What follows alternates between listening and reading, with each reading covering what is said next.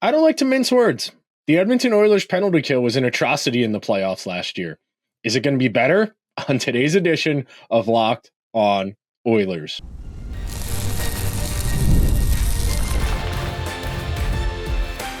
You are Locked On Oilers, your daily podcast on the Edmonton Oilers, part of the Locked On Podcast Network, your team every day. Hello, everyone, and welcome to this Friday edition of Locked On Oilers. I am your host, Nick Zararis. This upcoming October will be my 10th NHL season doing digital hockey content, my 4th as a host here on the Locked On Podcast Network, and I want to take the time to thank everyone that is making Locked On Oilers their first listen of the day. Locked On Oilers is a part of the Locked On Podcast Network, where we've got your team covered every single day. Today's episode... we round out our position group preview series. On Monday, we did forwards. Tuesday, defense. Wednesday, goalies. Yesterday, we talked about the Oilers' power play. Today, we talk about the penalty kill. That was an abomination in the Stanley Cup playoffs. There's no other way to put it. We're going to break it down into 3 particular segments. Our opener, we are going to talk about the structure and principles of a strong power play. Our second segment, we will talk about the Oilers penalty kill last year in both the regular season and the postseason. And then to tie a bow on it, to wrap up our position group previews episode, we'll talk a little bit about adjustments, both in terms of personnel and in terms of structure. So to start things out, and I do want to make this point off rip because I do think it's important, there is more variance in special teams than there is in regular season, and then at 5-on-5, than at even strength play year to year. I talk a lot, especially football, basketball, also true.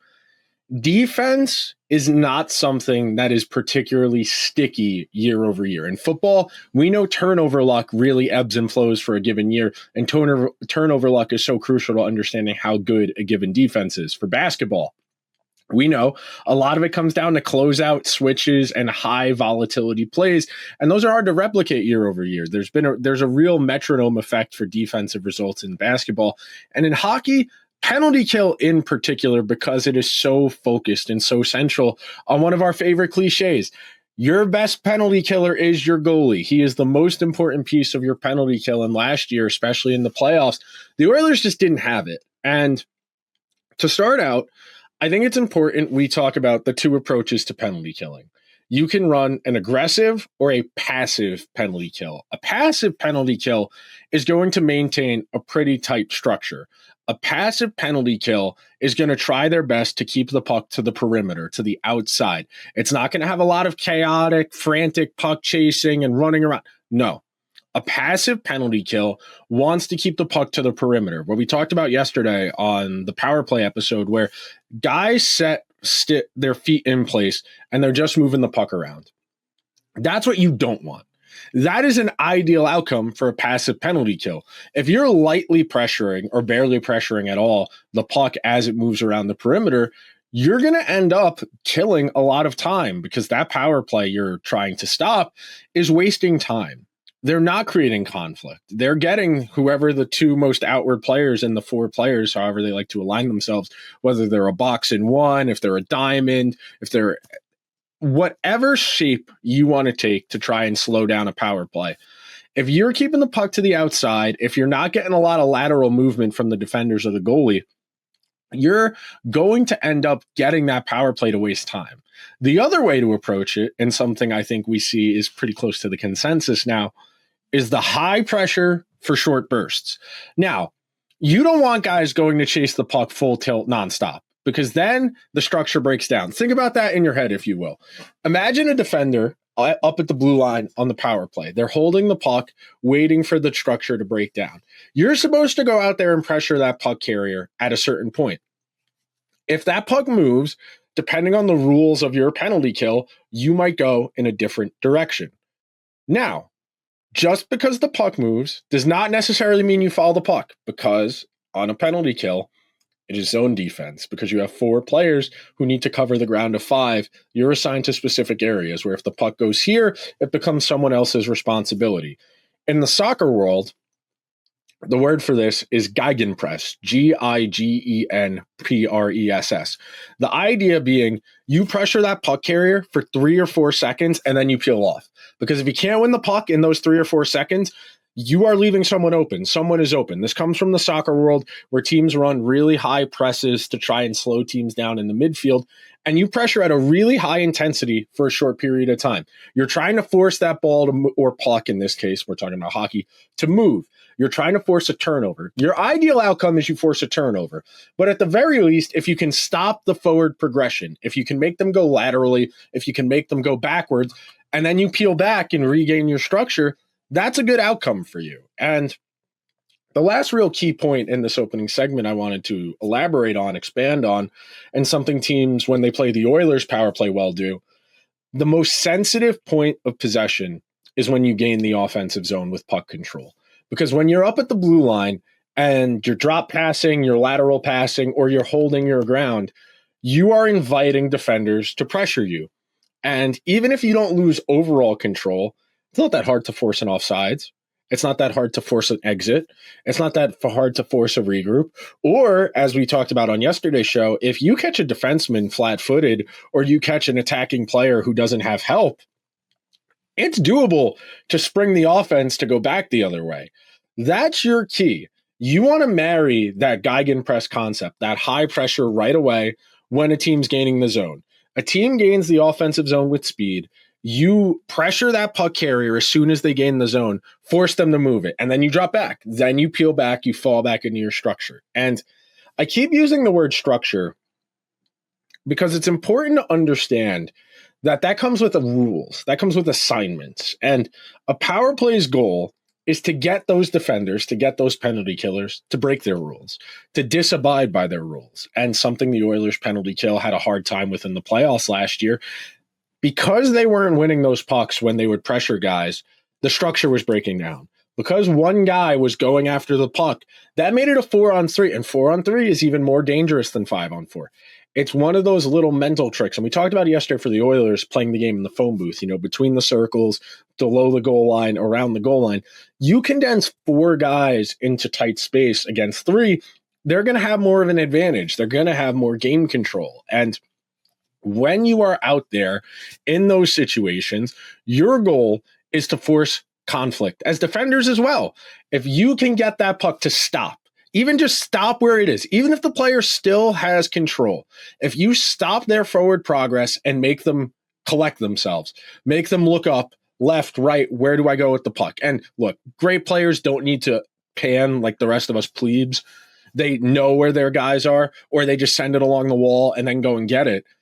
But for a strong penalty kill, you need to be situationally advantageous. You can't be high pressure the full duration of the kill. You need to pick and choose your spots when you want to pressure puck carriers, when you want to try and force turnovers, when you want to try and force counterattacks. And look, having a penalty kill that's a threat to score shorthanded is a real advantage. It worked great for the Oilers 2 years ago, the first time they went to the Stanley Cup final. Teams like the Hurricanes are consistently amongst the best in the league at killing penalties, in part because they put some of their best players like Sebastian Aho, previous years Marty Necas, in those situations where they could use their skill, they could use their speed, and put guys who maybe aren't as defensively inclined or at least focused on defense in disadvantageous positions. Get them skating backwards, get them to turn around, force them to skate hard. And it's a real advantage when you have that in your back pocket. And I'm not saying the Oilers need to reinvent the wheel here as far as killing penalties go, but the results in last year's playoffs were not good enough. And speaking of the results last year, coming up next, I'm going to tell you why, at least in the playoffs, it really was just the goaltending on the penalty kill right after this. The NFL season is here, and FanDuel is making sure you're ready for kickoff with a can't-miss offer.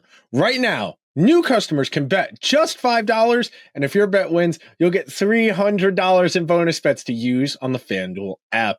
I love FanDuel because it makes however you want to play easy. If you want to ride the player props market, if you want to cook up a same game parlay with your friends for a squad ride, or if you feel the momentum changing in a game, Bills Ravens week 1, you can get in there on live betting. this week in the NFL. We got a couple interesting ones.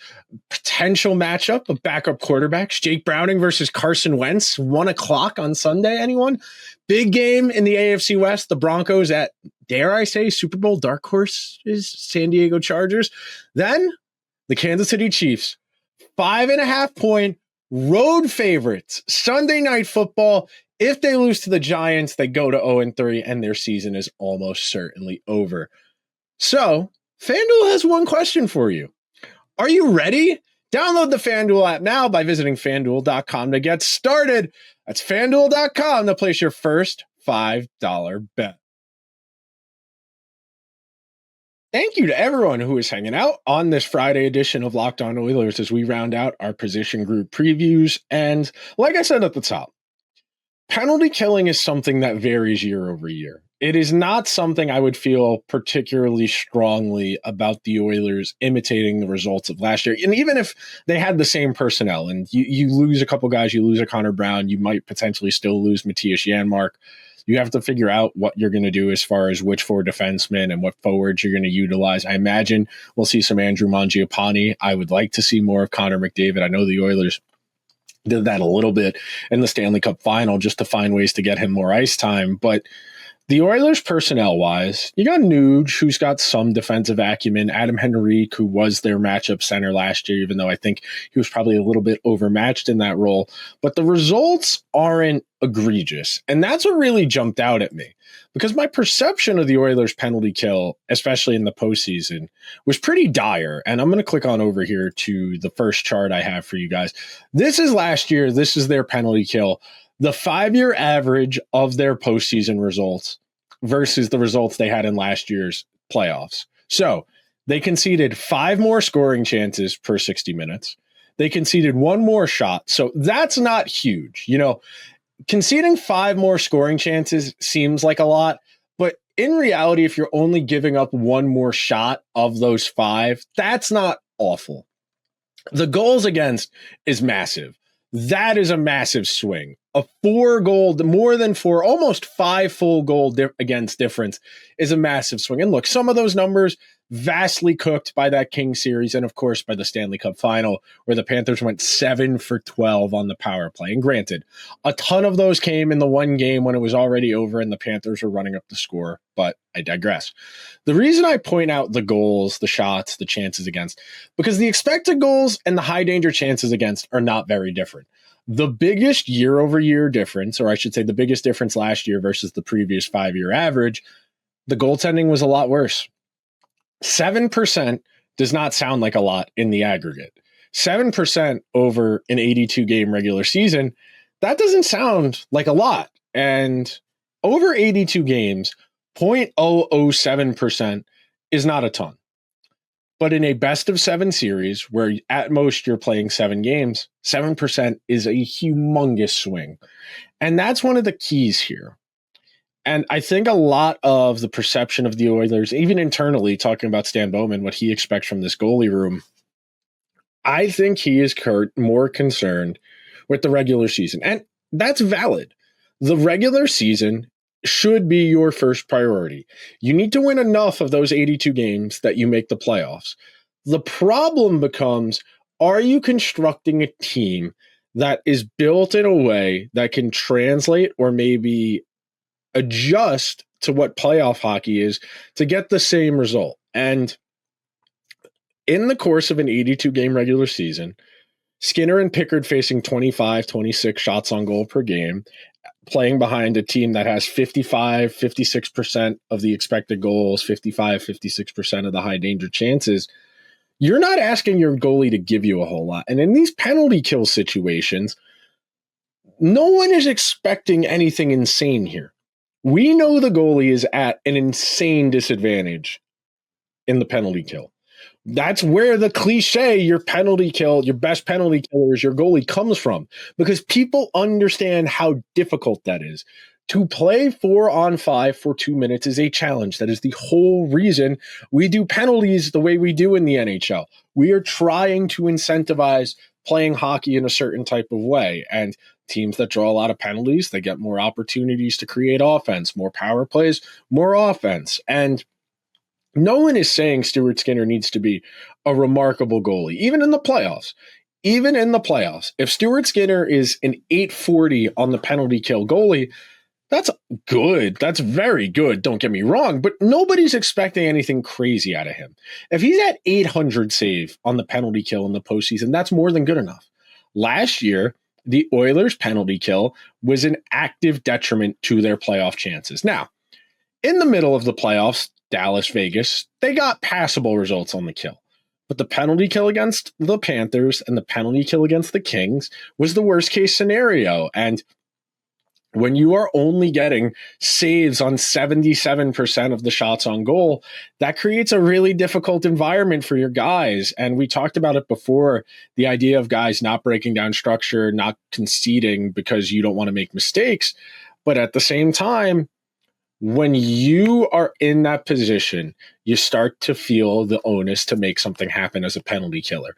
The longer a team whips the puck around the perimeter, the more likely it is guys are starting to get tired. Your goalie's starting to get tired. Your defense is starting to get tired, especially if you're playing a team with a strong net front presence and they're wiggling and they're in your goalie's face and your defenseman can't clear the crease.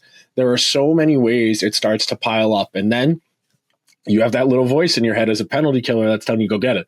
You got to get it. We're dying out here. We're dying out here. You got to go get that puck. And that's when structure starts to break down. That's why defensemen will chase the puck behind the net, vacate the net front, and create a 2-on-1 where the goalie can't possibly get to the other post fast enough. Clicking on over to the regular season results from last year, these numbers aren't atrocious. In fact, other than the save percentage, all of these numbers are pretty good penalty kill wise, lower than average. And to be fair, the Oilers do have a playoff appearance in there where they only played 4 games against the Jets in 2021. So that's not a huge sample size. That is part of this conversation as well. But over the course of the last 5 years, last year included, last 5 postseason appearances, fewer scoring chances against, fewer shots on goal against, slightly more expected goals against, slightly more expected actual goals against, slightly fewer high danger chances against, and then the lower save percentage. And again, the Oilers penalty kill was not egregious in the regular season. And the regular season was average. In the regular season, you can get by with average special teams. If you're in the mid-teens for both units, that's fine. If you want to win the Stanley Cup, you need to have top, I would say 5, but you can get away with top 10 units. If one is a lot better than the other, like the second best power play, 9th best kill, you get away with that. But by and large, these are your opportunities to swing games. This is where the game is at its most volatile, critical state. And if you can't capitalize, if you can't convert, if you can't save yourself, if you can't get to the next shift, it starts to pile up. And that's what happened to the Oilers in the postseason last year. Their penalty kill kept getting stacked up upon, and then guys are scared to take penalties, so they start playing slightly lighter defense, and because they're playing lighter defense, teams are able to be more aggressive against them, and it creates a trickle-down effect. The Oilers' penalty kill has the personnel to be decent. I would not be surprised if it's perfectly adequate in the regular season. Of course, it ultimately is going to come down to Stuart Skinner or Calvin Pickard as to how far the penalty kill overall will be. But it is something worth talking about. The fact that the Oilers have personnel, and look, yes, they've lost a lot of guys. You lose Fogle, you lose Connor Brown, you might lose Janmark. Adam Henrique isn't the player he used to be. Nugent-Hopkins isn't the player he used to be. Do you really want to ask Connor to kill penalties? You really want to ask Leon to kill penalties? They already play enough minutes. You got to find ways to buy them a less ice time if you can afford it. We're going to take our second and final break on today's show. When we come back, I'm going to give you my adjustments. We'll talk a little personnel. We'll talk a little strategy. Be right back.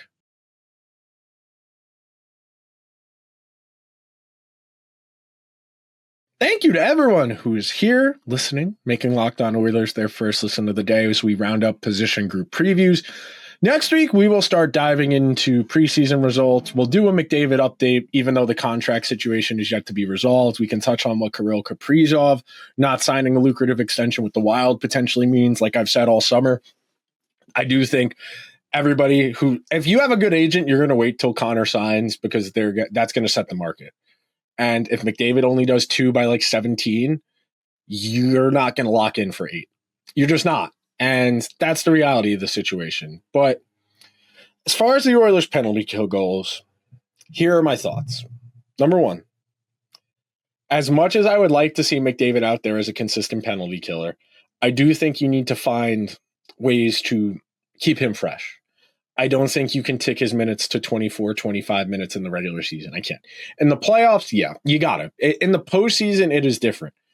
But to have him in a position to be fresh enough for the playoffs, to get to use him to that degree, I think it is integral that you manage his minutes to some degree. And again, in spot situations, if you're feeling the flow of the game, if he's missed a couple shifts here and there because of zone starts or maybe a lot of penalties and you just want to get him out there so he's out there, sure.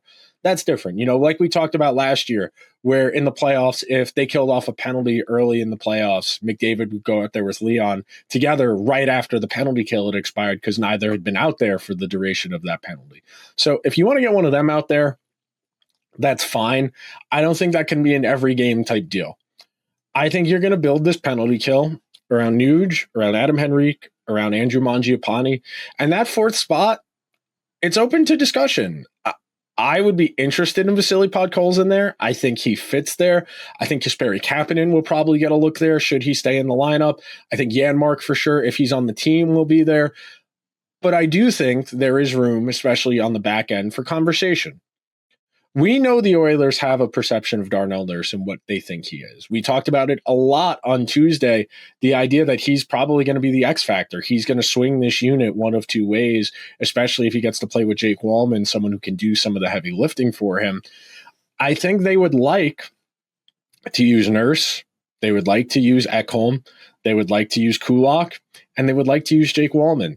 I think Jake Wallman and Evan Bouchard, as much as they are maybe a bit of liabilities as far as net front defense goes, they are not the most physical, so it's harder for them to clear that space in and around the goalie, and it makes the Oilers susceptible to second chances, big rebounds, cross-ice passes.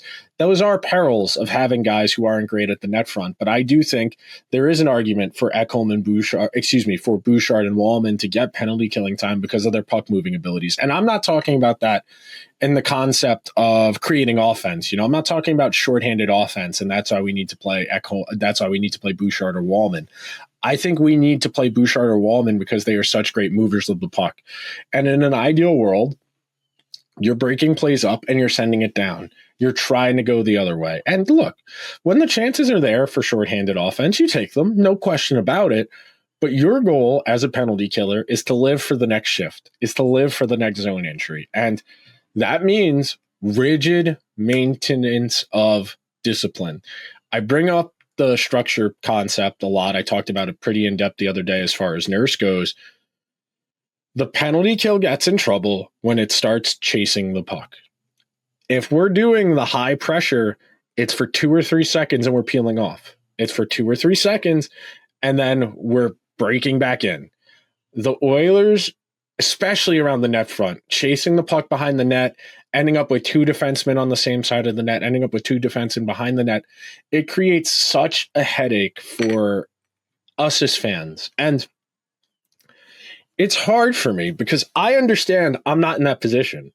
I don't see and this is something I should do a better job of talking about more frequently on the show here. The way we see the ice on TV is not the way the players see it. And it is easy for me to say, no, don't chase that guy behind the net because I see the full scope of the ice. I can see where everybody is within the given frame. Darnell Nurse can only see where he's looking. He can have a general idea of what's going on behind him, but he's making his decision based on what's in front of him. And that's what separates the great defensemen from the good ones, etc. The great ones are always in the right place at the right time because they have that elite positioning. And for someone like Nurse, who has the traits, who has the capacity to be a good defender, I know he wants to make plays. I know he wants to help. And that's always an underside of a lot of this, of guys who are over-eager or maybe break down their structure a little bit too much. They're doing it because they want to help. They're doing it because they're trying to make a play. And instead, they are causing plays for the other team. But I would like to see Ekholm with Bouchard. I would like to see Wallman with Nurse. And I know generally teams don't like to play their even strength partners with their penalty killers. I know we've seen a lot of Ekholm and Nurse together over the years on the kill. I think you want to try and get that marriage of puck mover and retriever together, even on the kill. I think the forwards, especially, Podkolzin, Kapanen, Henrique, Nugent-Hopkins, Mangiapane, that's a decent group to pick between. I think all of those guys have varying degrees of usefulness shorthanded. They probably need more foot speed. And look, I know Janmark may or may not be on the team. I know I've said that more than once, speculating as far as money goes, but you have Janmark and his raw foot speed. That's great. You're going to miss Connor Brown's foot speed for sure. You miss Ryan McLeod's. You do, to some degree, miss Warren Fogel's. And that's where they get you on the margins. That's where trying to be a good team for so long catches up with you. And you can make do. Penalty killing, and again, this is a philosophical question, and we should have talked about this at the open, but penalty killing isn't necessarily a skill in the same way being a power play specialist is.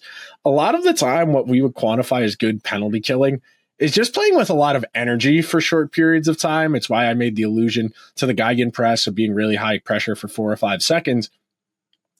When you put pressure on guys for short periods of time, you're creating opportunities for conflict, for change in possession, or a loss of zone, loss of establishment of the zone. And the Oilers have more than enough guys that they should be able to manufacture a passable unit. And the underlying numbers paint a reasonable picture. And again, the results in the postseason are a far smaller sample size. We're talking 6 games against the Kings, 6 games against Florida, and then 5 each, Dallas, Vegas. We're not talking about a huge sample. We're talking 20-ish games. 82 regular season games, the results were decent. 82 regular season games, the results were pretty middle of the pack and not something that jumped out as a massive red flag. Do I think the Oilers maybe not being as locked in the final stretch of regular season games is a problem? Yeah, I think penalty kill is something that has, I would say, a bit more of a feel or an instinct to it. Like in the regular season last year, they killed 78% of penalties. That's not awful. It's also not good. It's very middle of the pack. It's very average. And then in the playoffs, they went average the wrong way. And that's going to happen when you don't have the most consistent of goaltender. That's going to happen when guys start chasing it to some degree. So the Oilers need to get back to their basics here when it comes to killing penalties.